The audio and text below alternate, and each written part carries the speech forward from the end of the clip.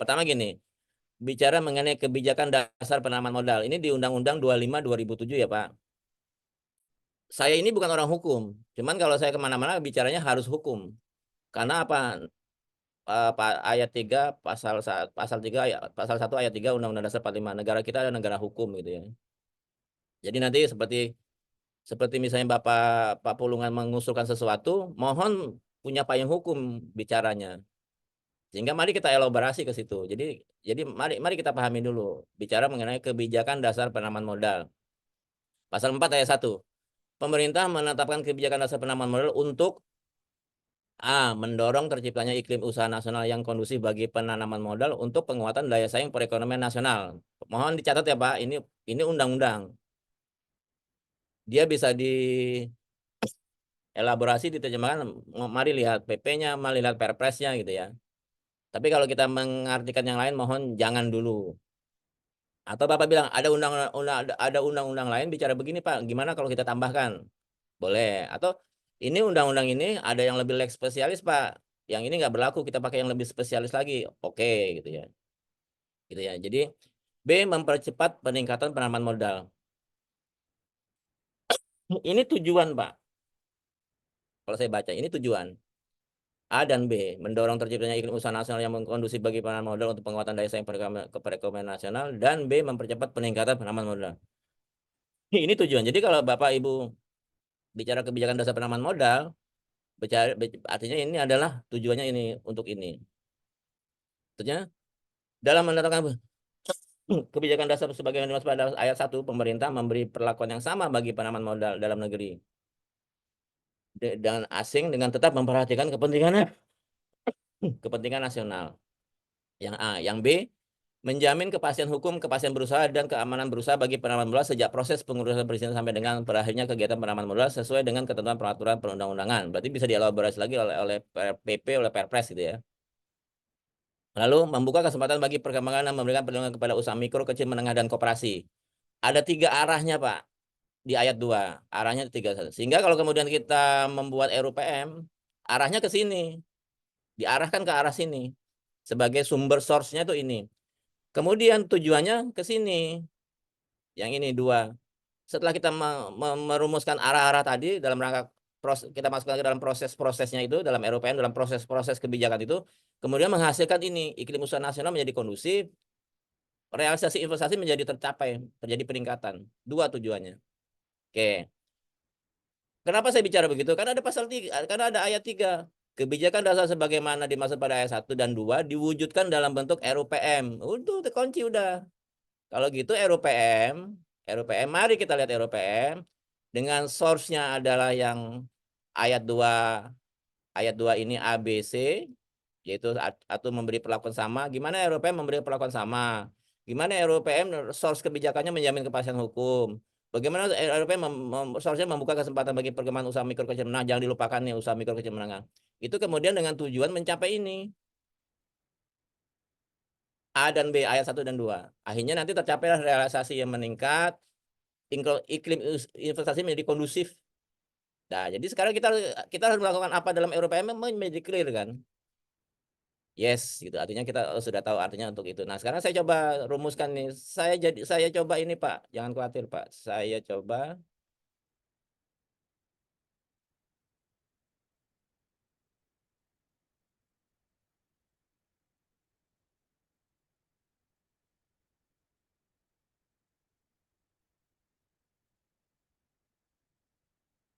ini, Pak. Saya coba bulatkan. Ini yang tadi ini adalah kebijakan dasar adalah mengenai menjadi sebagai dari arahnya, dan ini menjadi tujuannya di kanan ini. Jadi apa yang kita lakukan terhadap RUPM itu harus memberikan hasil ini, iklim penanaman modal kondusif, lalu kedua realisasi penanaman modal, 2 ini. Sehingga nanti kalau kemudian angka realisasi penanaman modal kita di 2025 besok adalah 2.000 triliun, itu ada kaitannya, ada kebijakan yang kita rumuskan di dalam RUPM ini masuk on the track. Kalau kemudian kita banyak diminati oleh investor, kemarin kan Pak Rosan bilang begini, ketika dia mengunjungi acara di Singapura kemarin kan, bilangnya adalah ternyata investor dari ASEAN itu yang masuk ke Indonesia itu baru 10%. Sehingga masih punya pangsa 90% yang harus kita raih agar masuk ke Indonesia. Apakah ini gara-gara iklim investasinya belum kondusif sehingga mereka tidak masuk? Sehingga realisasinya yang 2.000 triliun besok tidak mencapai? Itu kan harus kita pikirkan. Artinya apa kita pikirkan untuk kita capai melalui apa? Melalui berbagai macam kebijakan-kebijakan, berbagai macam kerangka dasar, berbagai macam kebijakan dasar penanaman modal yang dialirkan ke dalam RUPM ini. Gitu ya. Tapi kemudian dalam kerangka untuk kemudian kebijakan yang harus kita alirkan tersebut ternyata ada tahapan yang harus kita ikuti. Dari mana nih? Dari Undang-Undang Nomor 59 Tahun 2024 mengenai RPJPN ini. Diberikan dibagilah tahapan-tahapannya. Jadi kemarin kita sudah clear dan deal bahwa namanya penanaman modal itu adalah dalam rangka membackup atau menyandingkan atau memperkuat dari sumber pembiayaan pembangunan gitu ya. Itu kita pahami kemarin sudah ya. Kita sudah sepakat sekali lagi bahwa penanaman modal itu adalah untuk membackup atau menyandingkan atau memperkuat sumber-sumber pembiayaan pembangunan yang tidak harus hanya dari APBN, kemudian di daerah adalah APBD. Nah, di dalam Undang-Undang 59 tahun 2024 mengenai RPJPN 2025-2045 sudah di stressing begini Pak, Bapak dan Ibu nih.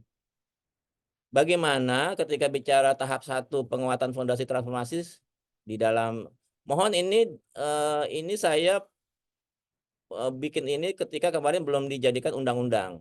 Masih dalam naskah akhir. Sepertinya ada beberapa sedikit edit dari tim Bappenas perumus RPJPN yang menjadi agak berbeda sedikit, tapi sedikit saya lihat.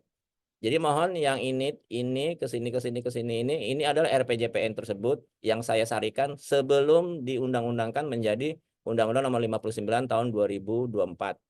Mohon ini nanti dibaca lagi, dilihat lagi, dikoreksi lagi, diedit lagi. Tapi poinnya hampir sama saya lihatnya. Sehingga mungkin ini bisa beberapa kata masih ada yang perlu diedit. Ada yang oleh mereka ada yang disempurnakan gitu ya. Nah, saya kembali. Poinnya adalah ketika di tahap 1 sudah bicara begini, disuruh mobilisasi dan optimalisasi sumber pembiayaan pembangunan non pemerintah. Jadi kepada pemerintah pusat, kepada pemerintah provinsi dan kepada pemerintah kabupaten dan kota, nanti struktur APBN-nya, struktur APBN di pemerintah pusat, struktur APBD-nya provinsi, struktur APBD-nya kabupaten kota itu harus sudah memobilisasi dan mengoptimalisasi dari sumber pembiayaan pembangunan non pemerintah. Sudah minta seperti itu. Sudah mulai di guideline. Inilah peran penanaman modal harus mulai dioptimalkan, dimobilisasi. Sehingga kalau kemudian di tahap 1 ini, yang ini yang saya goyang-goyang pakai mouse ini, bahwa tujuan pemerintahnya itu adalah misalnya katakanlah kita ya, ingin memiliki hilirisasi gitu kan. Ya artinya hilirisasi itu jangan hanya bersumber dari katakan industri, pembangunan kawasan, mengundang investasinya. Nggak perlu harus pemerintah yang melakukan investasinya. Pengembangan kawasan tidak harus pemerintah yang melakukan kegiatan pengembangan kawasannya, tapi bisa didanai oleh selain APBN, kalau itu pusat konteksnya bisa dengan swasta yang melakukan itu. Jadi ini tahap 1 nih sudah mulai. Artinya apa di sini? Kepada siapapun pemerintahan selama masih di NKRI, baik di pusat, provinsi dan kabupaten kota, mari kita berpikir APBD itu harus disandingkan, harus di-embed, harus didaya gunakan juga dengan melakukan namanya non pemerintah. Jangan sampai terjadi hanya mengandalkan APBN semata, APBD semata ini ya. Nomor 2, tahap 2 di 2030-2034.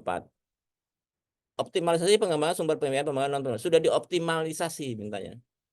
Tadi kan baru dimobilisasi dan optimalisasi. Kalau ini sudah menuju benar-benar optimal gitu. Jadi artinya apa? Ya gimana misalnya dalam rangka menuju pembangunan misalnya pemerintah kabupaten, provinsi dan kota. Nanti ada kaitan saya memang mohon kepada Pak tim kepada Indef untuk benar-benar mulai menguliti dan mulai bisa mempresentasikan data kebutuhan dari biaya pembangunan kabupaten, kota, provinsi yang bisa didanai oleh sumber pembiayaan yang non pemerintah untuk menjadikan ke dalam data RUPM, ke dalam sasaran nanti pembangunan penanaman modal. Jadi ada kaitannya ke situ. Jadi akibatnya Bapak nanti ketika acara FGD berikutnya sudah punya standing. Sudah bisa mulai memperkirakan berapa sih kebutuhan kabupaten kota di 518 kabupaten kota, 38 provinsi terkait dengan kebutuhan kepada penanaman modal untuk melakukan pembangunannya. Dan itu harus ada di data. Kalau tidak ada di data, tidak ada tabel, mereka tidak punya, itu artinya apa? Mereka tidak terdeteksi untuk melakukan itu, tidak terpandu untuk melakukan itu. Yang mereka lakukan hanyalah dengan APBD terus ya. Oke. Jadi kalau Bapak mau membantah ini, Bapak harus punya pasal lagi. Ini ada pasalnya dalam lampiran yang ini. Jadi artinya apa? Pembangunan daerah harus dibiayai juga oleh penanaman modal gitu ya. Tinggal besarnya, makanya dengan besarnya itu yang harus kita perbandingannya, komposisinya itu yang mana tim konsultan yang harus berpikir untuk itu membantu kita itu. Saya bisa nggak? Bisa pakai cara apa? Lihat struktur APBD mereka, lalu lihat kebutuhan pembangunannya arahnya kemana, bisa ketemu berapa. Nanti saya kasih contoh. Pokoknya hari ini saya coba pandu betul-betul taktis gitu. Nggak ada lagi istilahnya Bapak tidak paham dengan standingnya. Tim Indef tidak ada lagi alasan tidak paham dengan standing terhadap RUPM ini. Oke ya. Ketiga, fokus. Tadi sudah optimal, fokus. Fokus peningkatan dan perluasan cakupan sektor yang menggunakan sumber pembiayaan pembangunan non pemerintah. Investor mulai diperluas lagi, fokus sudah mulai ke APBD, APBN, sudah benar-benar fokus kepada sumber pembiayaan pembangunan dari investor, dari non pemerintah. Lalu kemudian ketika bicara di Indonesia Mas sudah sinergi, terjadi sinergi. Ya sudah lah pokoknya APBN ada sinergi di situ mengenai komposisinya berapa, marilah kita hitung berapa terhadap tujuan pembangunan, katakanlah perlu 1.000 triliun misalnya.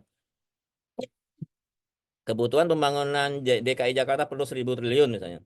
Untuk menciptakan, mengkreasikan dalam rangka kesejahteraan masyarakat, kesejahteraan sosial, ini kan nanti kan, nah kemudian dari situlah kemudian berapa sumber pembiayaan pembangunan yang dari non pemerintah yang partisipasi sektor swasta masuk ke situ, itu kan? Itu yang harus kita pikirkan. Kalau kita berlandasan tidak dari sini, kita zero, artinya yang RUPM itu menjadi zero. Menjadi tidak menjadikan landasan untuk kemudian pemerintah daerah betul-betul terpandu untuk kerangka berpikirnya mereka. Sampai sekarang Bapak Ibu harus perhatikan dalam entah RPJPN, RPJPD, nanti menjadi RPJMD, dan menurunkan menjadi Renstra SKPD. Saya nggak usah lihat yang di pusat, di daerah dulu. Lalu kemudian menjadi Renja daerah, menjadi RKP daerah, dan kemudian menjadi RAPBD.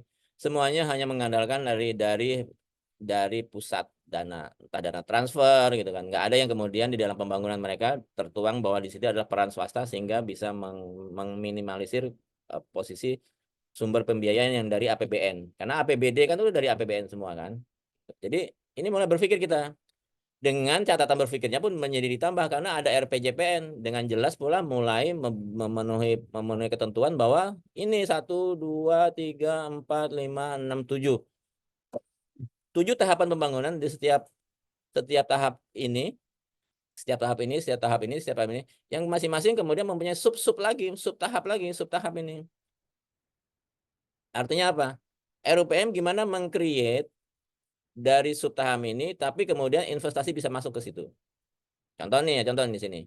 Pemenuhan pelayanan dasar kesehatan. Oh, kalau gitu tujuan pembangunan daerah katakanlah kabupaten kota Jakarta masih perlu rumah sakit karena masih belum ada rumah sakit yang terlayani dengan komposisi 1.000 orang terpenuhi oleh satu tempat tidur. Kan ada standar dasar kan. Kalau misalnya melihat layanan kesehatan kan. 1.000 orang masyarakat harus di backup oleh satu tempat tidur. Ternyata dihitung-hitung dengan 7 juta masyarakat belum ada satu kan, berarti belum ada 7 juta, berarti 7.000 kan, belum ada 7.000 tempat tidur ternyata. Karena perbandingannya 1 banding 1.000, akibatnya perlu dibangun rumah sakit.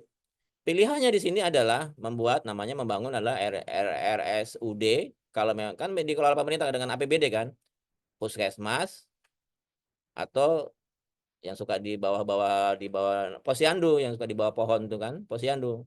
Apakah itu yang mau kita buat? Padahal kita adalah kota global, nanti banyak orang asing masuk ke sini. Nanti kalau mereka kemudian ingin berdiam di sini, kemudian mereka bisa masuk ke dalam puskesmas, bisa dengan posyandu, bisa dengan RSUD. Akibatnya apa? Perlu rumah sakit swasta. Selain agar menambah jumlah 1/1000 tadi sehingga menjadi 7.000 tempat tidur plus sementara baru tersedia 5.000 misalnya perlu 2.000 lagi plus nanti bisa melayani kepentingan dari sebagai kota global. Kan tujuannya sebagai kota global yang bahagia rakyatnya, sejahtera penduduknya kan begitu kan tagline-nya dari apa pemerintah provinsi DKI Jakarta dari kota Jakarta. Ini kan jadi artinya apa? Setiap poin dari tahapan dari ini saya bantu nulis loh nih. Jadi ketika bicara ini adalah tahapan transformasi sosial, sudah saya sebutin. Di 5 tahun lakukan ini. 5 tahun berikutnya lakukan ini. Jadi artinya apa? Setiap semua transformasi yang terjadi dalam tahapan di dalam RPJPN itu sebenarnya masuk ke dalam konteks kita untuk dibedah dari sisi RUPM. Dibedah dari sisi kepentingannya dari penanaman modal. Jadi artinya ini semua sudah saya bantu nih. Jadi Bapak sekarang tinggal makin memperkuat berpikirnya, kerangka berpikir sebagai seorang konsultan kan. Oh kalau gitu ini semua di tahap ini kita melakukan ini, tahap ini melakukan ini, tahap ini melakukan ini, tahap ini melakukan ini gitu kan. Kan kayak begini nih. Bapak kemarin di ngomong soal economic powerhouse. Ini saya jadi kebaca ini. Coba konteksnya apa sih economic powerhouse? Kemampuan kita berdiplomasi dengan negara lain, negara di luar negeri, dalam rangka konteks hubungan internasional, tapi kemudian kita saling berintegrasi untuk kemudian kita menciptakan sebuah penanaman modal yang menjadikan bagian dari 2 kepentingan negara atau 3 kepentingan negara yang kemudian karena terciptanya sebuah produk yang demikian unggulan. Contohnya tuh Airbus. Nih, Airbus itu terjadi karena apa? Kolaborasi antara pemerintah Prancis, pemerintah Italia, pemerintah ini yang kemudian karena apa? Karena risau dengan adanya Boeing yang terus merajai dunia penerbangan yang juga karena diprakarsai oleh pemerintah Amerika, ya kemudian mereka membuat Airbus. Sekarang bersaing tuh Airbus dengan Boeing dan sama-sama punya pasar. Nah, apakah itu terjadi karena kehadiran sektor investasi? Iya. Tapi kan hanya keberadaan sektor investasi yang sendirian? Tidak. Tapi apa? Diinisiasi dan difasilitasi oleh pemerintah. Terjadilah yang namanya ekonomi powerhouse, 3 pemerintahan, 4 pemerintahan yang kemudian mari kita bergabung, mari kita rancang teknologi, mari kita bangun yang namanya Airbus Space gitu kan, perusahaannya kan. Berikanlah insentif, berikanlah macam-macam kemudahan, sehingga terjadilah yang kemudian pun pada saat pembuatan beberapa bagian ekornya itu kan didirikan Dirgantara Indonesia, disubkontrakkan ke DI yang di Bandung itu yang punya kita yang bekas menciptakan Tetuko itu pesawat kita yang CN235. Kan dapat sebagian dari subkontrak untuk membuat berbagai sayapnya kan. Nah, tapi bicara ekonomi power line itu clear gitu loh Pak. Jangan cuman kami mempunyai power. Jadi saya ingat yang kemarin Bapak kan membangun power. Itu harus diterangkan jelas dan konkret dan betul-betul dalam posisi Indonesia itu mau ngapain. Keunggulan Indonesia itu bagian mananya. Ketika bicara tiba-tiba dengan Singapura, dengan Malaysia, dengan tetangga, dengan Brunei, kita sepakat ingin membangun dirgantara dunia menjadi poros membuat maskapai penerbangan dunia gitu. Nah, itu harus jelas. Nah, kemarin kita sempat punya ekonomi powerhouse dengan Korea membuat pesawat tempur jet itu kan. Cuman saya nggak tahu posisinya Indonesia itu bagian mananya, di bagian apanya ketika bicara ekonomi powerhouse-nya itu. Itu kira-kira cara membayangkan itu. Saya mau mencoba template per template. Saya mau diskusikan kalau memang nanti tidak ada pertanyaan, saya mau lanjut lagi ke template kedua. Saya buka termin tanya jawab coba. Ada yang belum paham di sini? Bapak dan Ibu? Lanjut aja Pak.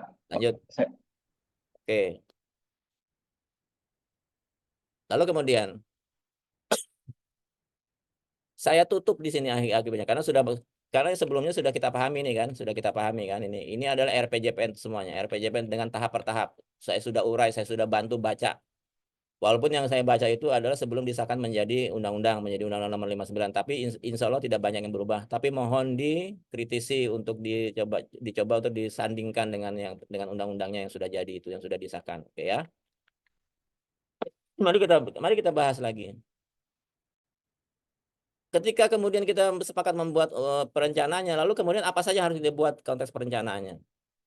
Ini sengaja saya ulang lagi yang kemarin, tapi saya tulis supaya kita sampai makin memahami apa yang mau kita lakukan karena apa ujung-ujungnya nanti adalah kepada sistematika. Bisa nggak kita mengembangkan sistematika dari yang sudah diarahkan oleh undang-undang? Itulah dia gitu. Jadi akhirnya semua kebijakan yang dibuat dalam tahapan-tahapan ini harus punya fokus begini, harus punya perhatian begini, harus punya pack begini. Kenapa? Karena ada undang-undang yang bicara. Jadi kira-kira gini. Lihat di pasal 1 angka 1 perencanaan. Kemarin ini saya ulang lagi. Proses menentukan tindakan masa depan tepat sesuai urutan pilihan. Ini kemarin sudah saya terangkan kan. Yang kebijakan juga sama. Arah atau tindakan yang diambil oleh pemerintah pusat daerah untuk mencapai tujuan. Dua hal ini mohon dilihat, mohon diperhatikan, mohon dicamkan baik-baik oleh tim penyusun. Jangan diabaikan. Apakah ini kemudian banyak mengartikan ke hal-hal yang lain? Sangat banyak. Dari sinilah saya bisa membuat berbagai macam tendensi. Sekali lagi, ini jadi tendensius kan? Tendensi kepada sistematikanya. Contoh ya, memang yang kita buat apa sih? Perencanaan Pembangunan Nasional, tapi RUPM. Tapi RUPM apa? Ya Renbangnas, bagian dari Renbangnas. Kalau dalam jangka panjang nasional namanya RPJPN. Kalau jangka menengah daerah namanya, jangka menengah nasional namanya RPJMN. Di daerah RPJPD. Itu adalah Renbangnas juga. Lalu kemudian di jangka menengah daerah RPJMD. Sampai kemudian RAPBN, Renja, semuanya adalah Renbangnas. Renja, RKP, lalu kemudian menjadi RAPBN dan menjadi APBN. Di daerah juga sama, Renja daerah, Renstra daerah, Renja daerah, RKP daerah, lalu menjadi RAPBD. Ada lagi nggak yang lainnya? Ya ada. Ripnas adalah Renbangnas juga. Rencana Induk Pembangunan Nasional. Ruen adalah Renbangnas juga. Lalu apalagi misalnya? Misalnya Riparnas, Rencana Induk Pembangunan Nasional. Di daerah ada nggak Riparnas? Ada Riparkap, ada Riparprov, Ripar Riparkot kota, dan lain-lain banyak ini. Jadi RUPM dan teman-temannya masuk ke sini. Gitu ya. Ya kemudian baru bicara yang jangka panjang tadi, yang bicara akhirnya harus dalam rangka 20 tahun. Nah, ada arahan begini di dalam pasal 4 ayat 1 Undang-Undang 25 2004 tentang Sisrenbanas ya. Kalau bicara jangka panjang, minimal penjabarannya adalah visi, misi, arah pembangunan. Jadi Bapak kemarin sudah bicara, saya visi, saya sudah misi, arah pembangunan misalnya. Kenapa Bapak buat itu? Ya karena memang perintah undang-undang. Bapak lihat semua RKPD, Renstra daerah, Renstra kami, Renstra RPJMN, RPJPN. Coba lihat semuanya pasti ada visi misi. Apakah itu suka-sukanya orang yang ngarang? Enggak, karena memang ada perintahnya dari undang-undang. Sehingga nggak main-main. Artinya apa? Itulah kenapa saya minta ahli hukum ada di situ di tempat Bapak. Sehingga kalau Bapak membuat RUPM nanti ditanya orang, kenapa ada visi, ada misi, itu perintah undang-undang ketika membuat namanya konsep pembangunan. Pembangunan apa? Dalam konteks Renbangnas. Renbangnas kami adalah jangka panjang sehingga minimal harus memuat ini. Minimal harus memuat ini. Bapak coba buka itu RPJPN Undang-Undang 25, Undang-Undang 59 2024. Minimal ada ini. Lalu di-improve lagi bagus. Karena kan minimal diperdalam lagi, lebih konkret lagi, ya itulah ya. Lihat poin E, data dan informasi. Ada datanya, Pak. Ada informasinya, Pak. Lengkap diminta di dalam pasal 31 itu. Makanya Bapak nanti harus banyak menguraikan data. Kenapa tadi saya minta, Pak, tolong ini nanti di setiap tahapan ini, tolong urai kebutuhan dari kabupaten, kota, provinsi terkait dengan pembiayaan non pemerintah ini. Urai, Pak, supaya mereka benar-benar terkendali ke situ. Jadi mereka membangun daerahnya itu tidak hanya melihat dari kepentingan APBN atau APBD-nya yang juga sebelumnya sudah mereka otak-atik, sudah mereka mau tilep di situ. Sekarang artinya apa? Tujuan pembangunan suatu daerah itu menjadi clear, mau menjadi apa? Menjadi sebenarnya menjadi konkret. Menjadikan daerah ini menjadikan daerah ikan, pengolahan ikannya, penangkapan ikannya, kawasan kawasan industri pengolahan ikannya, ada sekolah ikannya, sekolah ikan ketika bicara sektor tersier itu bisa konkret. Jadi harus bangun berapa, harus punya kawasan yang harus bangun berapa dibentuk, harus punya bidang usaha yang menangani itu harus bangun berapa, perlu rumah sakit harus dibangun berapa rumah sakit, perlu buat jalan provinsi kabupaten kota harus berapa kilometer panjangnya. Itu semuanya bisa. Jadi apa? Semua daerah itu bisa terbangun Indonesia Emas sebenarnya adalah lebih awal bisa. Indonesia Emas itu kalau bisa kita tarik di tahap 1 bisa aja, tergantung dari kemudian ke kepandaian dari pemerintah daerah itu untuk mengoptimalkan ini. Nah, sehingga nanti tolong diurai di situ, menjadikan bagian tahapan-tahapan, menjadi bagian-bagian perencanaan. Itu bagian menjadi target, namanya target apa? Menjadi sasaran pembangunannya daerah. Nanti saya kasih tahu data apa saja yang diperlukan. Itu baru data minimal. Dari mana saya bisa begitu? Karena saya diminta oleh undang-undang bunyinya. Oke ya. Lalu ada tahap namanya tahapan renbang, tahapan perencanaan pembangunan dari mulai penyusunan rencana seperti RUPM, penyusunan RPJP sudah menyusun. Lalu kemudian ditetapkan kalau RUPM nanti ditetapkan menjadi Perpres dan insya Allah bisa dijadikan PP supaya clear menggigitnya. Karena kalau nanti Perpres ketiban sama PP yang lain, akhirnya Perpresnya jadi nggak bunyi. Karena PP lain lebih kuat menyatakan bahwa harus begini, padahal kita mengambil posisi penanaman modalnya, tapi PP lain, udah nggak usah gitu, bicara begitu. Si ayahnya dari Perpres kan PP gitu, mbahnya adalah undang-undang gitu. Simbahnya bicara ya, lain lagi gitu kan. Akibatnya apa? Kalau PP kita lebih minimal bisa lebih bernyali gitu kan. Ini konteks hierarki peraturan perundang-undangan. Lalu ada konteks namanya pengendalian, Pak. Ini nanti harus saya minta Bapak mengelaborasi ini. Diterjemahkan sebagai apa ini ketika bicara pengendalian untuk dalam RUPM? Saya kasih ilustrasi begini. RPJPN dikendalikan oleh RPJMD sebenarnya. RPJMD dikendalikan dalam sisi dokumen perencanaannya, belum kegiatannya ini. RPJMN dikendalikan oleh namanya Renstra KL. Diurai lagi kan, dikendalikan kan. Tahapan per tahapannya disimpulkan dan betul-betul digerakkan. Kalau nggak ada penggerak seperti itu, namanya pengendalian pelaksanaan seperti itu dalam konteks dokumen juga, nggak jalan itu ya RPJPN. Cuman jadi dokumen tumpukan buku di atas tempat tidur. Nah, kemudian kemudian ketika RPJMN jadi Renstranya KL, Kementerian Lembaga, kemudian menjadi Renja, menjadi RAPB, RK pemerintah, RKP, lalu menjadi RAPBN. Nah, itulah setiap itu pun dikendalikan lagi. Ketika orang menyerang RPJMD, kendalikannya pakai apa? Nah, itu yang harus saya minta. Ini selama ini belum terelaborasi dengan baik. Sehingga saya minta ini nanti diterjemahkan oleh pihak tim konsultan untuk melihat ini. Langkahnya apa sih? Gitu. Sehingga betul-betul nanti pada saat katakanlah dalam tahap pembangunan kawasan oleh kawasan di daerah provinsi, pemerintah provinsi membangun pembangunan pemerintahannya. Lalu kemudian dengan RUPM. Oleh tim Bapak disebutkan dari membuat iPro ini gitu kan, kemudian masuk ke dalam rancangan pembangunan. Nanti saya kasih contoh. Rancangan pembangunan daerah kemudian akhirnya kemudian ini terjadilah ini berbagai macam regulasi.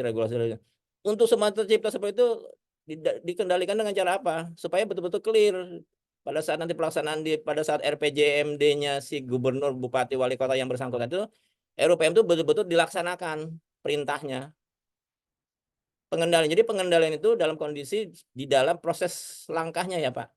Berbeda dengan evaluasi. Evaluasi selesai proses langkahnya. Nah, itu saya banyak ini.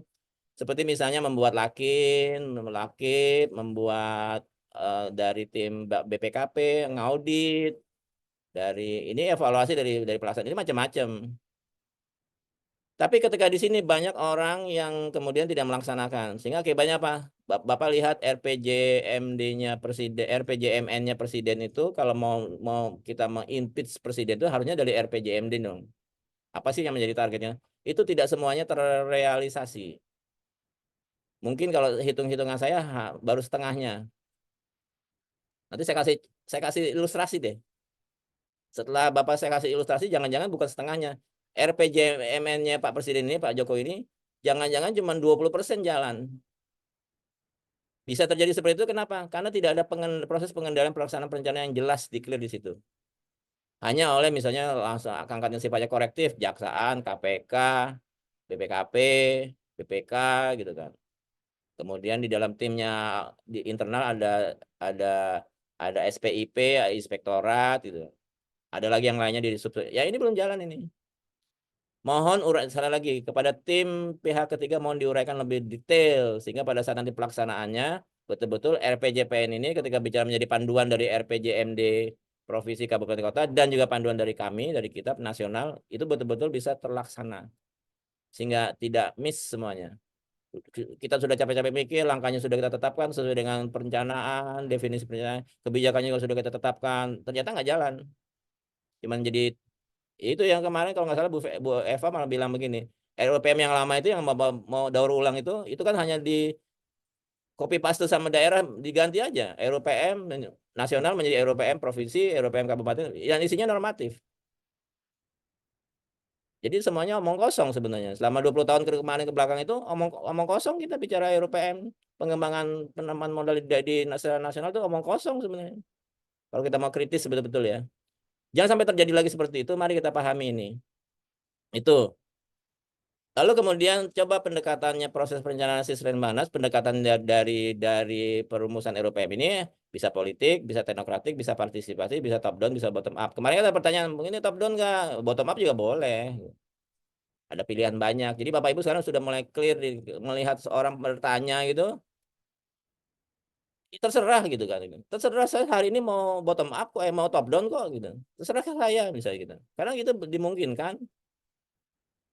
Oh, tapi kami mau bottom apa kalau kami mau masukkan, ya silakan mari masukkan apa sektor apa yang mau diperkuat, yang kemudian kebijakan apa yang mau dijaga supaya daerah nanti pada saat pelaksanaan RUPM menjadi baik.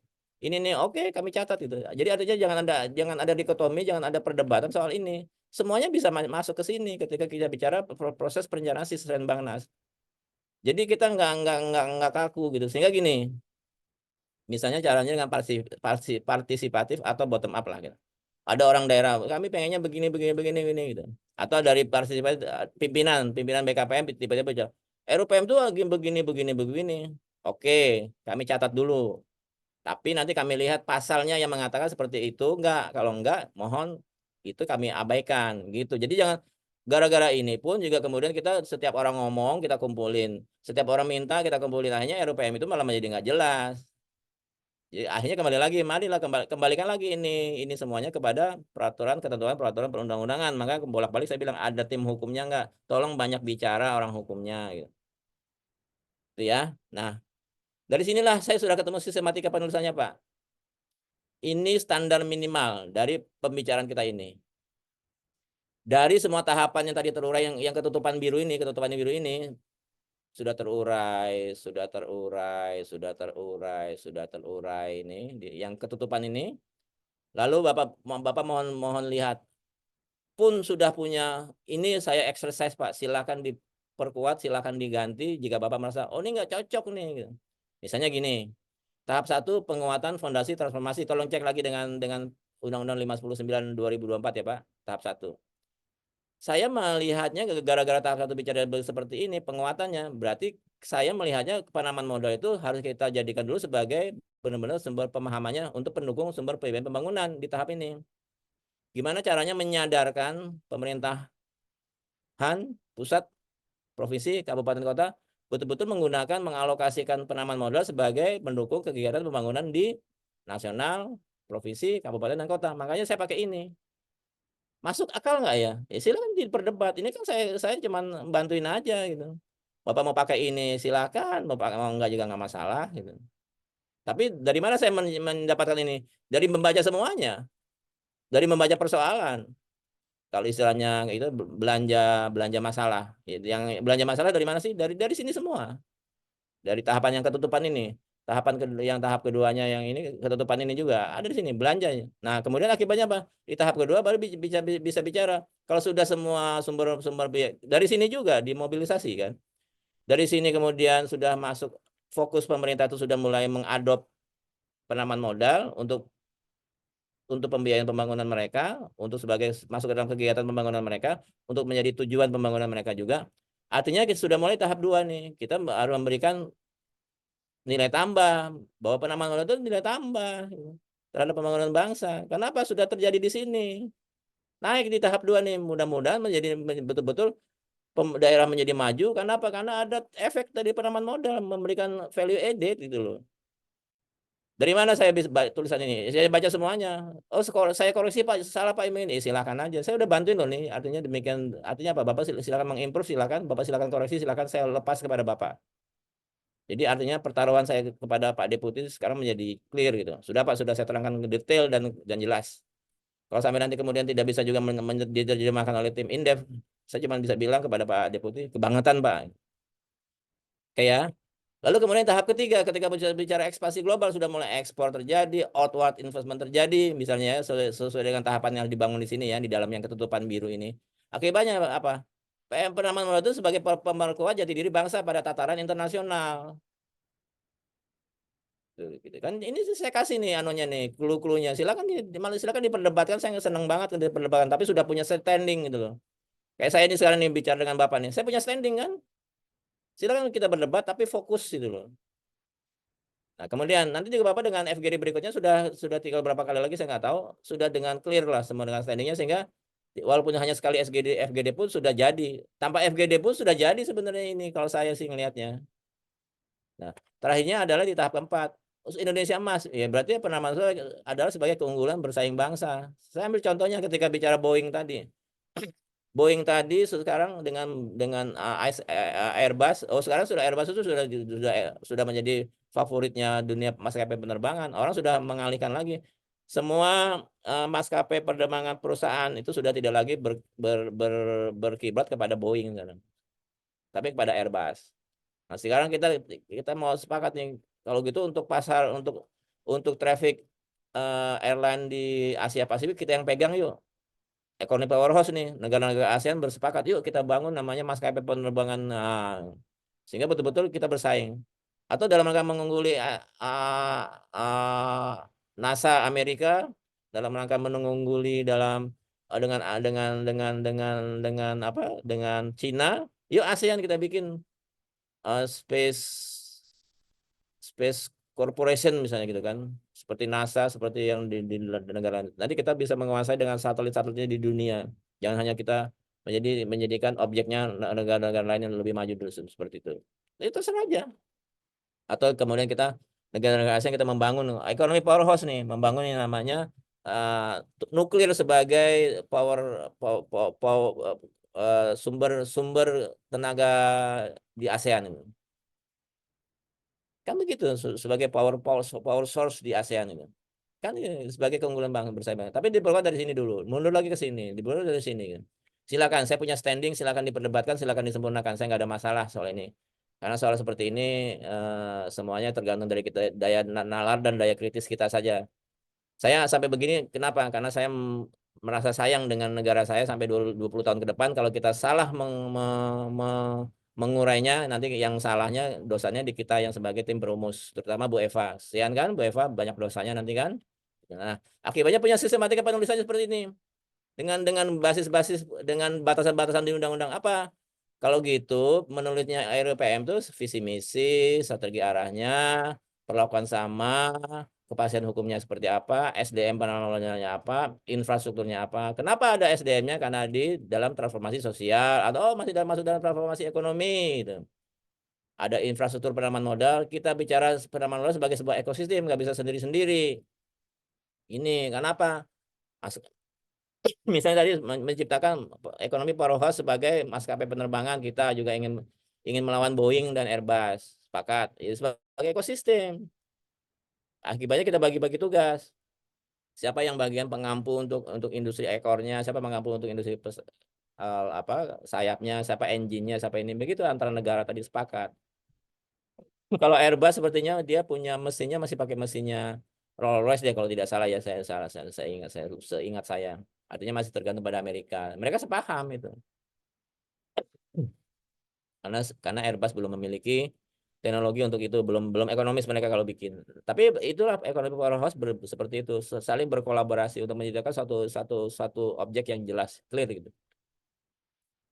Pemilihan kebijakan afirmatif UMKMK tadi kan karena ini kan dalam poin 3 nih. Ini saya kasih kode-kode 1 2 3 1 2 gitu. Saya kasih kode-kode bottom up-nya kayak apa, saya kasih kode lagi. Masuklah ke sini. Apa itu hijau, biru, dan kemudian cara mengintegrasikan dan cara strateginya melakukannya kepada pelaksananya kepada supaya menjadi terwujud. Perwilayahan itu apa? Tadi ada kawasan koridor ekonomi, gimana cara mengembangkannya? Apakah terbagi-bagi dalam koridor ekonomi itu akhirnya membuat kayak kawasan ekonomi khusus, KI, KPPBB, ada bonded zone, Kan macam-macam, silakan mari diuraikan semuanya dengan tim Bapak yang tentunya akademisi yang canggih-canggih kan, Indef kan moncer yang saya dengar nih. Kedudukan penanaman modal dan Bangnas kenapa? Supaya orang tahu, daerah tahu, nasional tahu. Ini ada undang-undang RPJPN. Ini ada undang-undang RPJPN. Ini penanaman modal. Mari kita lihat. Ini ada RPJPD, ini ada RUPMD. Tolong dong dielaborasi dan tolong dong dialirkan ke dalam RPJMD. Ini dan ini harus clear, akurat. Bahasanya harus memandu, walaupun bahasanya menerangkan, rencana kan menerangkan. Tapi bahasanya harus taktis dan memandu. Jangan pakai bahasanya skripsi. Tapi sudah taktis dan memandu, taktis memandu, taktis memandu. Menerangkan, oke, taktis memandu, taktis memandu. Kalau dalam konsep penulisan biasanya pakai 5W 1H kan. Terangkan dulu itunya, sampai terakhirnya how-nya gimana, when-nya kapan diterangkan, jelaskan. Itu kan dalam dalam kebijakan. Sampai diterangkan mengenai urusan pemerintahan bidang penanaman modal, lalu proyek strategis itu apa, di nasional itu apa, di daerah apa, cara gimana merumuskannya, 5W 1H.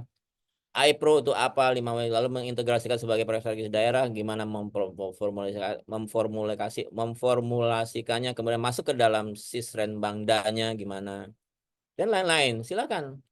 Ini semua kalau diterangin ini, luar biasa nih, dan dan bisa luas. Mungkin ini halaman dari RUPM diterangkannya mungkin bisa 2000 halaman ini kalau begini. Tergantung dari daya jangkau pemikirannya Bapak dan Ibu dari Indef. Ini Pak. Jadi saya sudah pandu ini. Silakan ini jadi bab per bab, silakan digabung yang sama menjadi satu bab, silakan. Saya serahkan pada Indef. Tapi kalau saya sih lihatnya per bab per bab. Kalau saya lihatnya. Tapi ada bagian yang kayaknya sama. Seperti ini pemberdayaan sama afirmasi ini. Sama. Saya terus lagi ya. Ini sudah clear sekarang mengenai sistematika penulisannya. Sekarang Bapak Ibu sudah punya tahu cara menulisnya. Tinggal mengeksplorasi dengan data, dengan bahan, dengan informasi, dengan kepakaran Bapak dan Ibu sebagai konsultan yang canggih. Ya. Ini yang saya sebut dengan data tadi, data.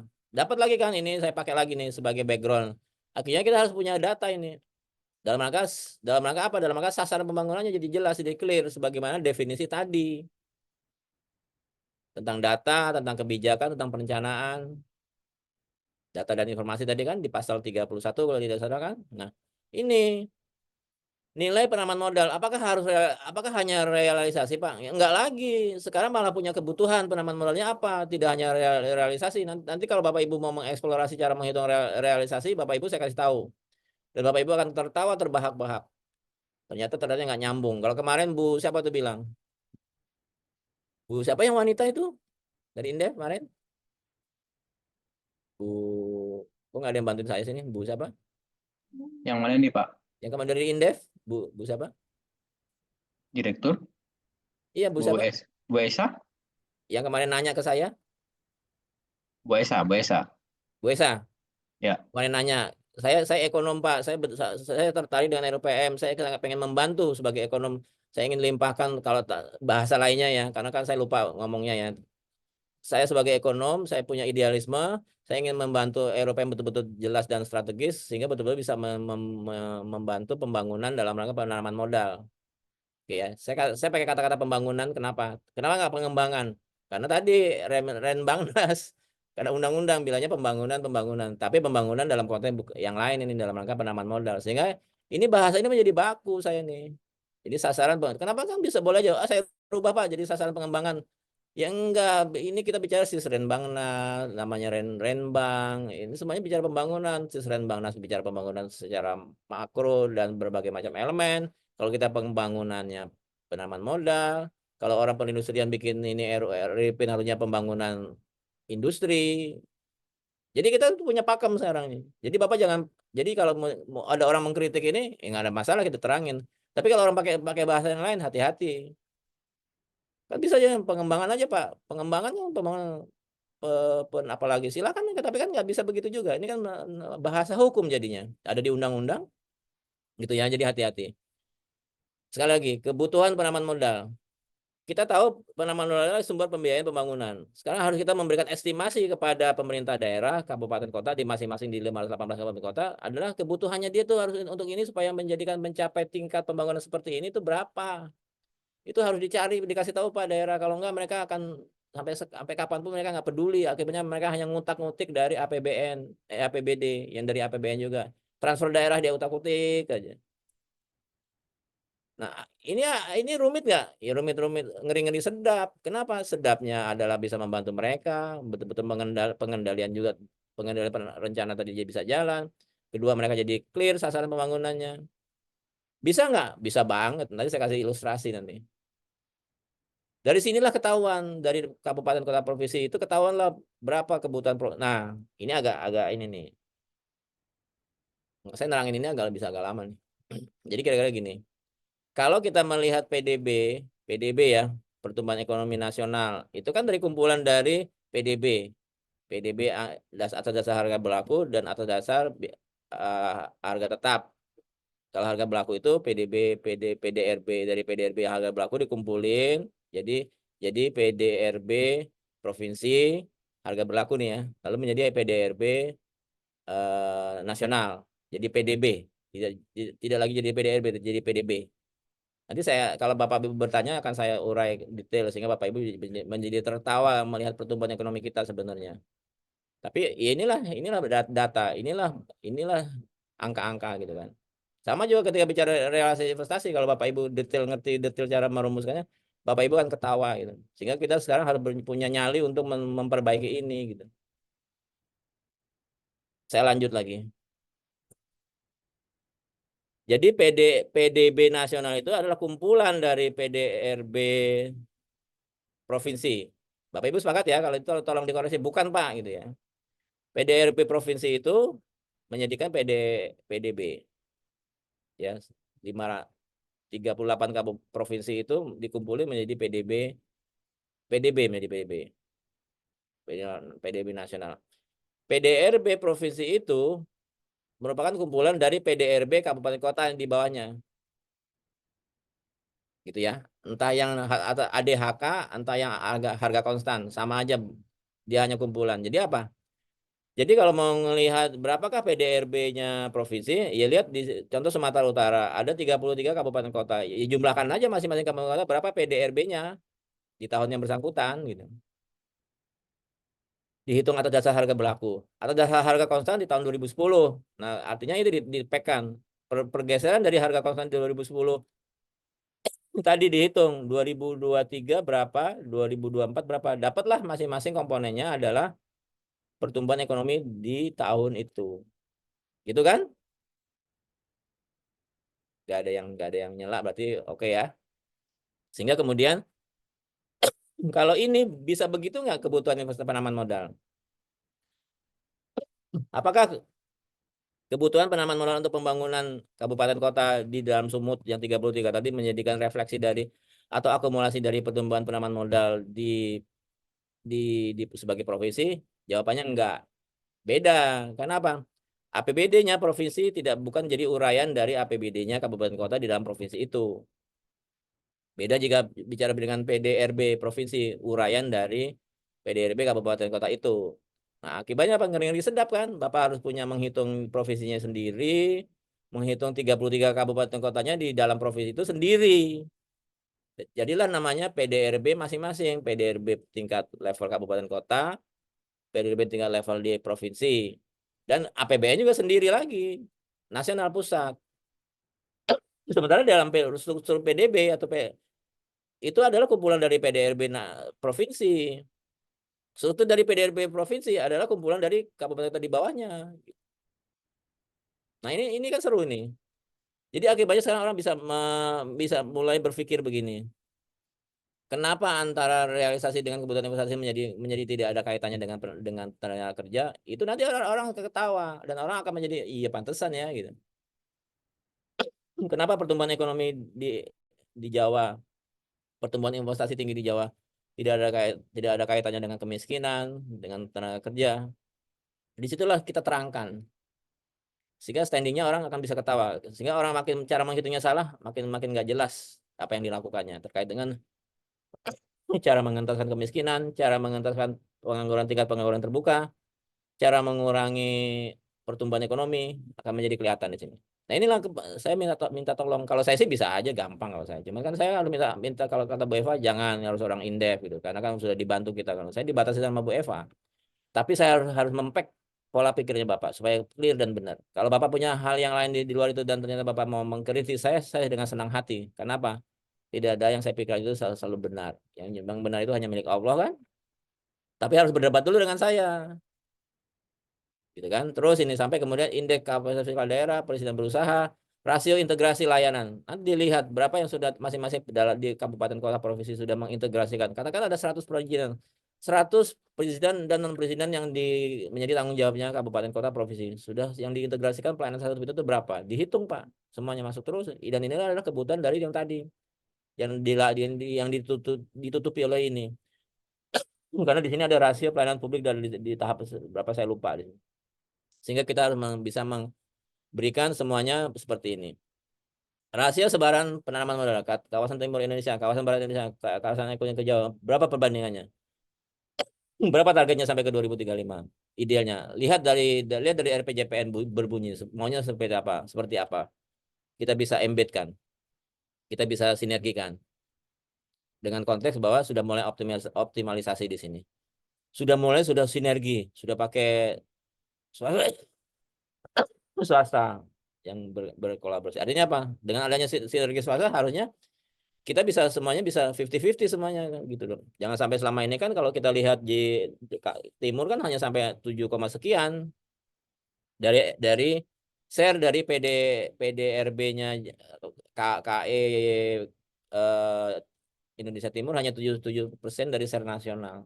Jadi tetap miskin kan.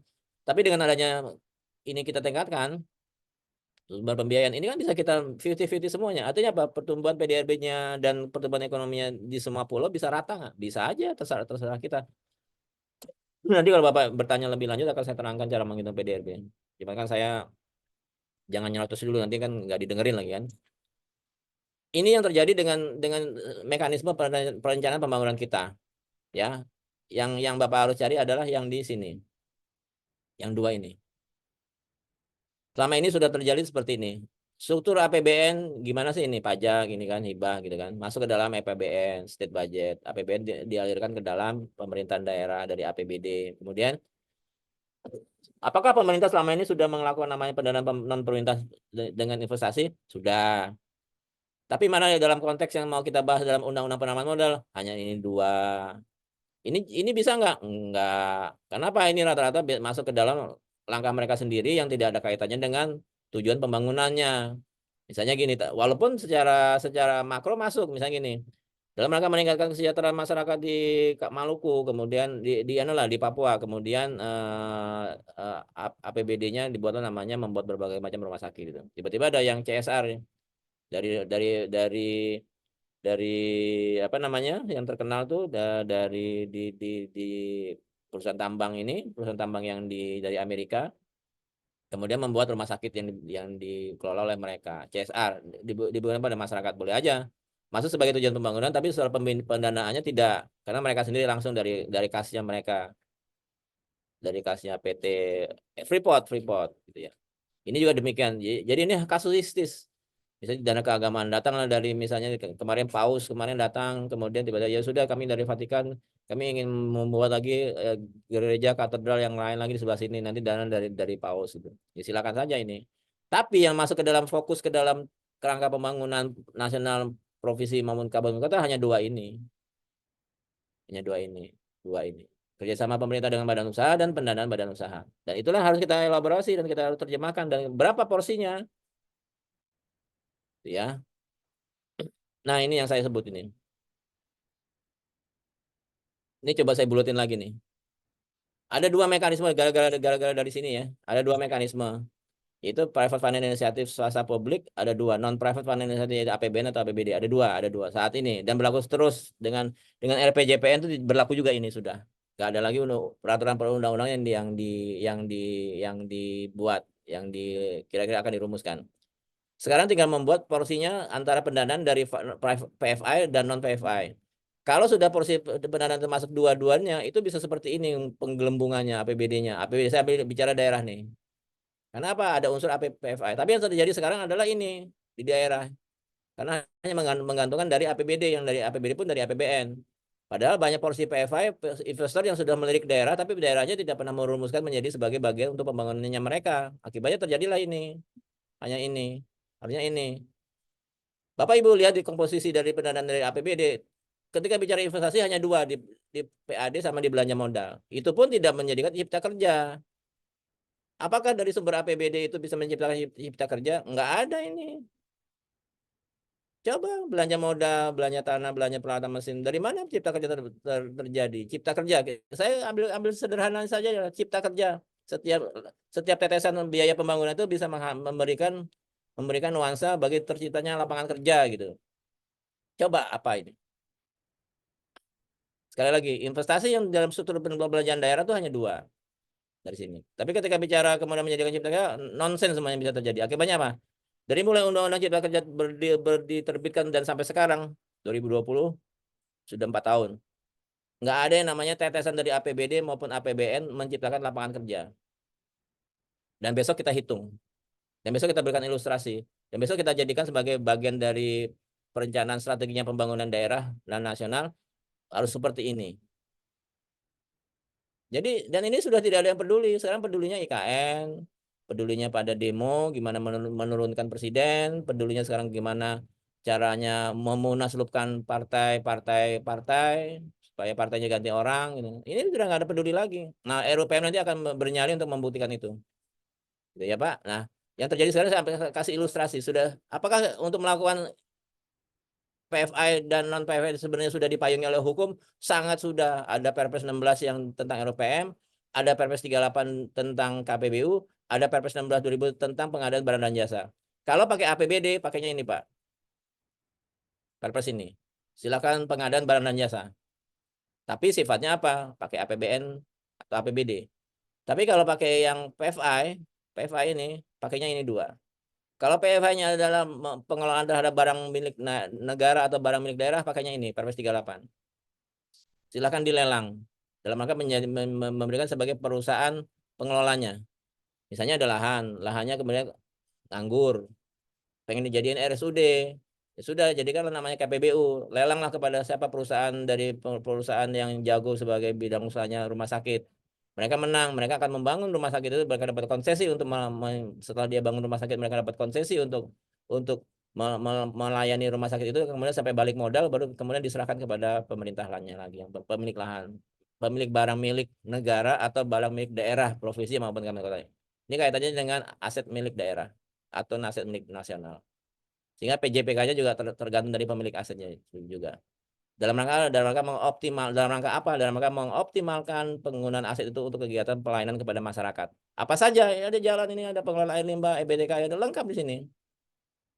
Jadi sebenarnya pemerintah daerah, pemerintah nasional asal punya lahannya, padahal sekarang bisa terjadi nggak punya lahan pun bisa. Tapi saya pakai yang BMN dulu lah, asal muasalnya asal punya lahannya. Lalu kemudian lahannya itu mau dibangun apa? Nggak punya duit, pakailah peran serta swasta.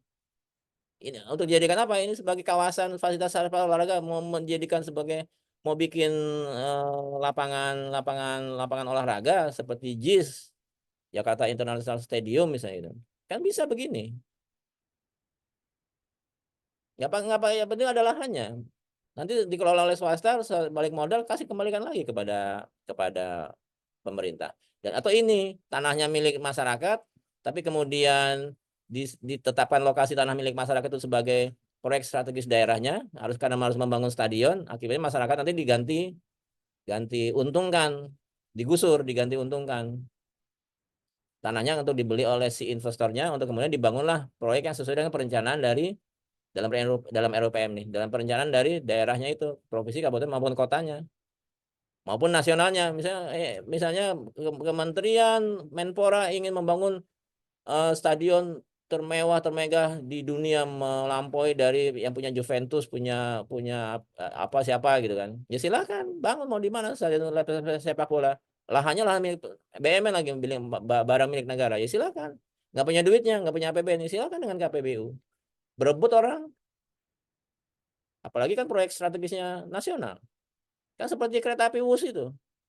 Jepang sama Cina. Cina nurunin harga. Menang Cina. Wus kereta api cepat. Berebut kan artinya. Tinggal seberapa strategisnya proyek itu. Ini saya pikir ini dulu sementara ini sebenarnya masih banyak, cuma saya mau mencari ini dulu. Bu Eva, silakan Bu Eva.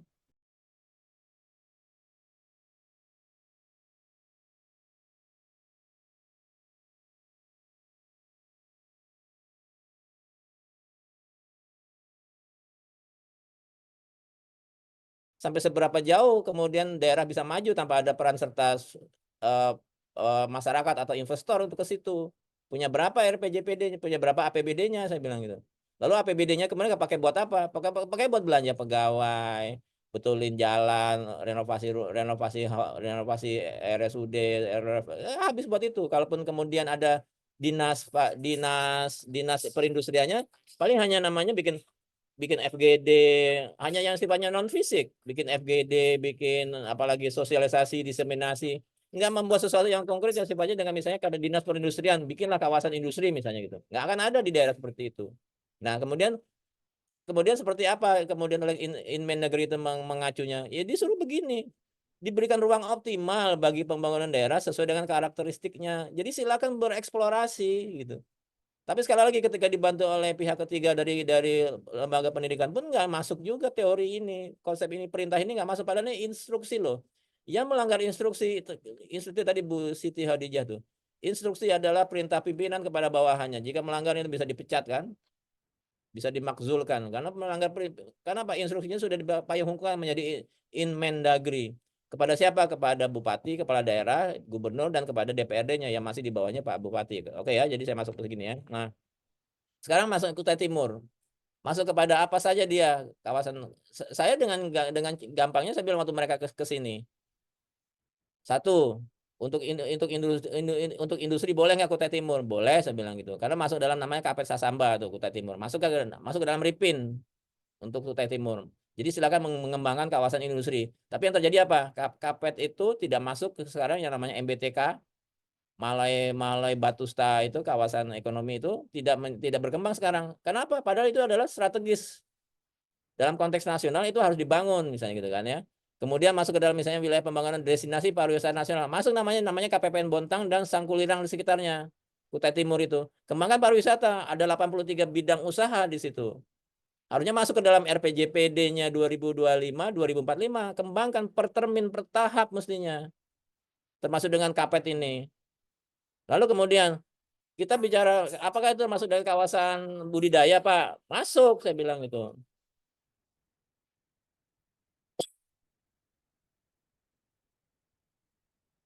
Kawasan budidaya untuk Kutai Timur, Kabupaten Kutai Timur di Kalimantan Timur itu dekat-dekatnya dengan IKN. Saya bilang kalau tanaman pangan nggak ada. Kalau hortikultura ada cabai, jeruk, pisang. Itu pun yang masuk cabai kawasan 2, yang pisang kawasan 11, kalah sama dengan pisangnya Langkat. Langkat itu pisangnya kawasan 1. Pisang barangan Medan itu ya, Langkat. Perkebunan, kakao, kelapa sawit.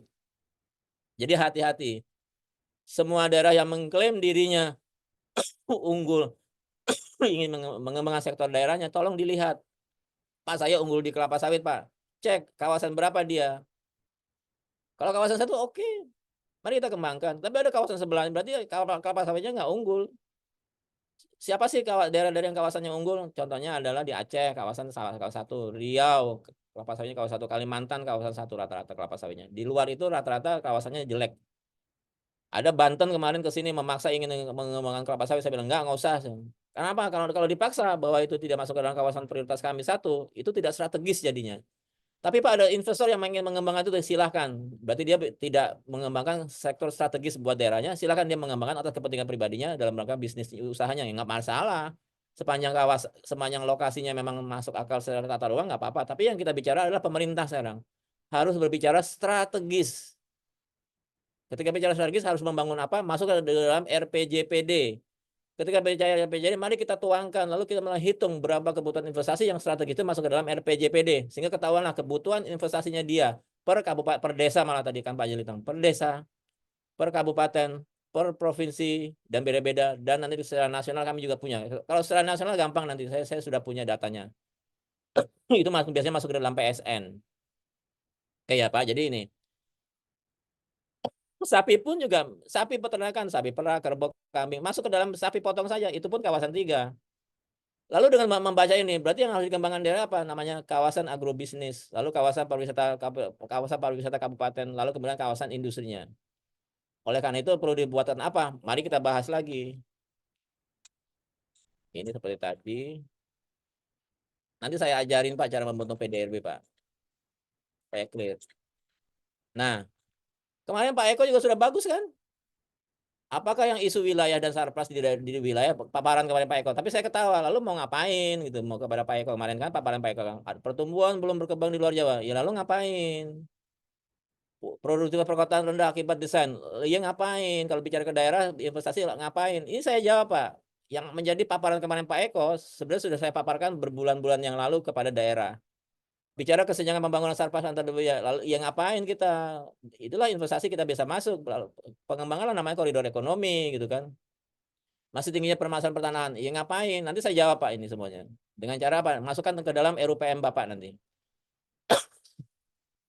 Belum optimalnya integrasi konektivitas domestik global dengan pertumbuhan ekonomi. Ya mari. Kalau gitu ke daerah bangun dong ini gitu, integrasinya ini. Ini saya jawab ya Pak kepada pemerintah. Pak Bupatinya waktu itu tidak hadir, yang hadir DPRD-nya lalu dengan si penyusun RUPMD RPJPD-nya.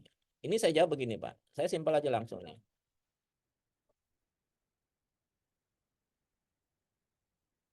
Ini sampai saya bantu ya Pak. Di daerah itu di mana yang bisa untuk bercocok tanam tuh saya bantu Pak lokasi-lokasinya ini. Artinya apa? Di sinilah tolong cariin di sini saya bilang itu. Lokasi untuk bidang usaha budidaya. Tadi yang cabai, yang peternakannya sapi di mana? Sampai saya kasih tahu nih sapi di sini di kecamatan ini. Ini kalau kemudian untuk kelapa sawit di sini. Saya kasih tahu Pak ini Pak mereka. Tolong carikan dan bisa dimasukkan ke investor. Kok Bapak tanya, kok Bapak tahu sih? Ya saya tahu loh, saya pakai satelit saya bilang. Satelitnya siapa Pak? Satelitnya NASA saya bilang. Ini tolong carikan saya bilang. Ini lokasi-lokasi untuk budidaya pertaniannya. Lalu hilirisasinya di mana? Hilirisasinya di sini. Kawasan ini karena kita bicara agrobisnis saya bilang gitu. Jadi saya mandu ke daerah sampai seperti ini. Dari sini apakah bisa dihitung ini nilai investasinya Pak? Bisa. Sepanjang daerahnya kemudian Pak, oke Pak, di sini ada lahan milik masyarakat nanti kita bisa bebaskan. Masyarakat kita bebaskan, nanti bisa investasi bisa masuk, swasta bisa masuk, orang asing bisa masuk karena sekarang dengan undang-undang cipta kerja kan swasta asing kan bisa menguasai lahan dengan batasan tertentu. Saya sampai seperti ini Pak. Yang kemudian akhirnya saya bisa hitung Pak. Ini kalau dia tidak bangun perkotaan seperti ini namanya Kutai Timur, daerah penghasil banyak batu bara, banyak penghasil minyak. Gitu. Lokasinya seperti ini. Lalu harus dibangun apa? Saya bilang bangun seperti ini. Namanya smart city. Berapa nilai pembangunannya? Ya mari kita hitung saya bilang. Namanya apa? Namanya Kutai Timur Smart City. Pembentukan wilayah untuk wilayah kemudian kita bicara tadi perkotaan Pak. Saya menjawab yang ini Pak, poin yang ini nih Pak. Kalau Pak Eko kan cuma normatif saja bicaranya. Saya bicara membahas tadi yang sebentar. Yang kendala-kendala yang tadi. Ini saya bahas ini.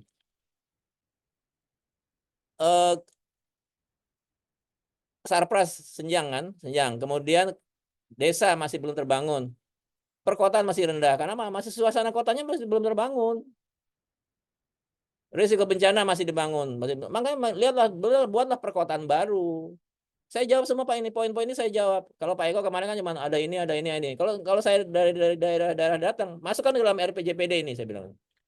Dengan cara apa? Dengan cara strateginya dimasukkan saya bilang. Ini membuat namanya seperti di Cina itu ikut namanya ini ketutupan sorry. Namanya kawasan perkotaan namanya Kutai Timur Agro City, berkawasan hutan, kota berkonsep hutan. Buat ini. Bangun di sebuah di kecamatannya, pilih kecamatan yang kira-kira menjadikan sebagai sumber dulu. Namanya wilayah pengembangan strategis. Satu kecamatan yang kita bangun, lalu kemudian akan menjadi eskalasi pertumbuhan bagi kecamatan yang lain, mengerek pertumbuhan bagi kecamatan lain, akan meniru dan kemudian bereskalasi, kemudian akan berkembang kepada kecamatan lain. Sehingga di 2045 tadi Kutai Timur itu akan naik statusnya menjadi betul-betul Kabupaten Kutai Timur itu betul-betul menjadi Kutai Timur emas, saya bilang gitu. Kalau sekarang bukan seperti ini, Pak. Bapak bisa lihat kondisinya ini, yang kiri ini. Apakah demikiankan, mau didiamkan terus seperti ini? RPJMD-nya, RPJPD-nya mereka nggak clear selama 20 tahun kemarin. Musrenbang daerahnya jalan, Bappenas datang, Kementerian Dalam Negeri datang. Tapi kemudian yang terjadi sampai sekarang ini kan sekarang di 2022 nih kasus-kasus ini. Sampai sekarang ini juga di 2023 banjir kemarin. Ini begini Pak kondisinya. Sampai kapan di daerah terbangun? Nah, RUPM ini harus menjawab itu dan saya sudah selalu menjawab kepada mereka ketika mereka secara private datang ke sini. Ini ya Pak ya. Kemudian akhirnya apa yang terjadi? Konsepnya ini Pak. Saya minta gini. Bangun kereta api, bangun kemudian tata kota baru, bangun namanya berbagai macam fasilitas perkotaan baru, ada rumah sakit sebenarnya. Ini sebenarnya saya gambar di sini. Ini dia Pak. Ini. Kota barunya itu di sini yang tadi yang Forest City di sini. Kemudian disambungkan dengan kereta api, kereta api. Saya bangun kereta api, kereta api. Ada kereta api sebenarnya di sini, sorry.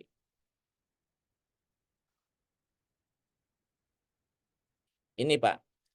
Bapak tolong lihat ini. Keseluruhannya tuh ada di sini. Jadi ada kereta api, kapal nanti berlabuh di sini. Saya bilang naikkan ini eh, pelabuhan ini naikkan ini pelabuhan ini menjadi pelabuhan utama. Kita rencanakan dalam RPJPD-nya. Menaikkan dari pelabuhan apa supaya bisa terjadi akses namanya ekspor impor terjadi. Lalu ketika bicara di pelabuhan ini setelah jadi naik utama masuk ke dalam RIPIN memang rencana induk pengembangan rencana induk pengembang bukan RIP rencana induk pengembangan pelabuhan rencana induk pelabuhan nasional RIP nasional minta nanti memang pusat turun tangan tapi dalam rencana induk di daerah harus kita siapkan juga sehingga paralel permohonan kita masukkan lalu kemudian pusat mengelola itu kemudian mengiyakan dan kemudian mari kita lihat siapa nanti pengelolanya kalau Pelindo nanti Pelindo itu supaya bisa masuk ke sini yang penting secara kesiapan pemerintah daerah sudah ada. Lalu dari pelabuhan ini malah disambungkan dengan kereta api, saya bilang. Ini kereta apinya nih. Ini kereta apinya, Pak. Jalurnya ya merah, merah. Dari mulai pelabuhan terus muter masuk ke stasiunnya stasiun dari sentra ekonomi yang dibangun tadi dari budidaya pertanian, dari peternakannya, pusat-pusat pertumbuhan yang ekonominya itu terus, kemudian ke wisata budayanya terus masuk sana. Dan kembali lagi kemudian di KEK ini. Namanya ini KEK MBTKE. Sorry ini pelabuhan, Pelabuhan Sangatta, lalu kemudian ini KEK-nya di sini. Jadi dia menghubungkan dua ini, kereta ini. Dalam rangka menjawab yang tadi, Pak. Dalam rangka isu wilayah tadi dan Sarpras.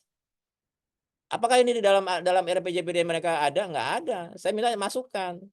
Lalu kemudian menjadi pembangunan dalam rangka 20 tahun ke depan. Per 5 tahun dari RPJMD-nya bupatinya, jalanin pertahapan ini.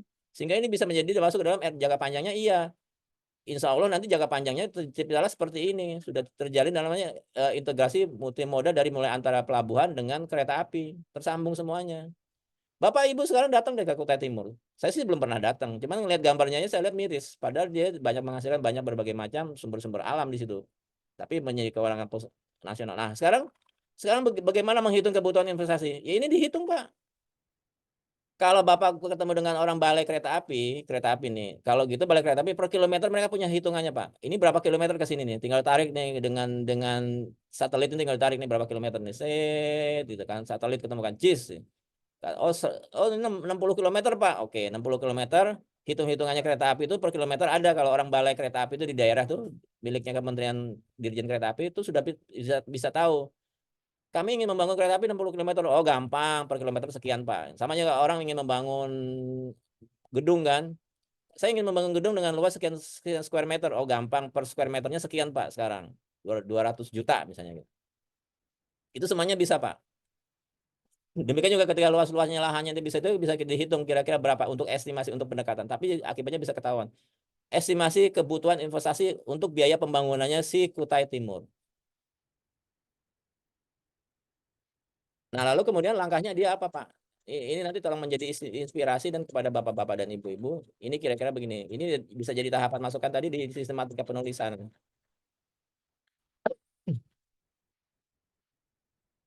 Nah ini Pak. Jadi saat ini belum ada iPro di daerah. Kenapa? Kenapa ketika bicara iPro itu sebagai dokumen untuk merumuskan proyek investasi dari kepada yang ditawarkan kepada swasta, tidak pernah bisa terjadi, tidak pernah ada, karena dalam perencanaan pembangunan daerah itu tidak mensertakan peran swasta ke dalam kegiatan pembangunan mereka. Akibatnya mereka tidak punya proyek yang ditawarkan kepada investor. Ketika mereka tidak mempunyai proyek yang ditawarkan investor, mereka tidak bisa melakukan promosi biasanya. Tidak pernah melakukan promosi.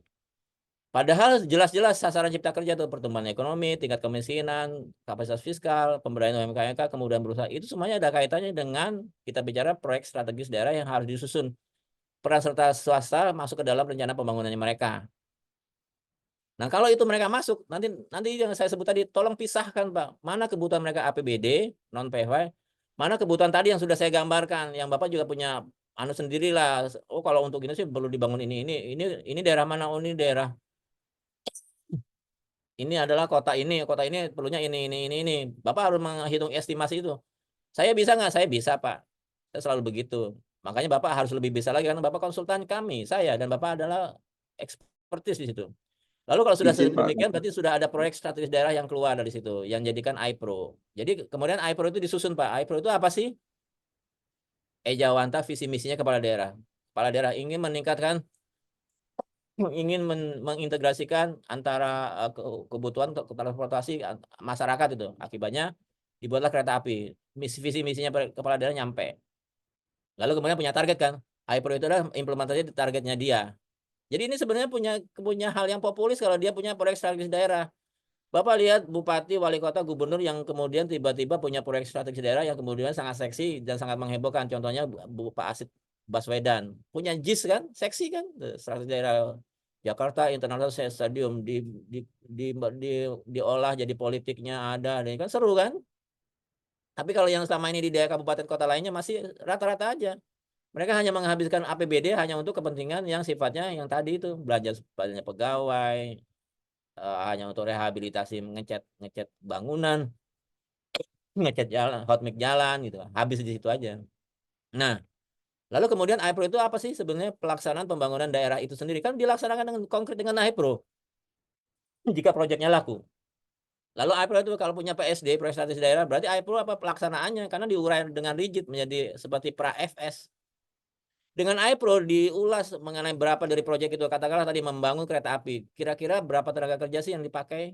Lalu bahan baku daerahnya apa sih yang bisa dipakai? Di situ diestimasi, Pak. Sehingga akibatnya apa?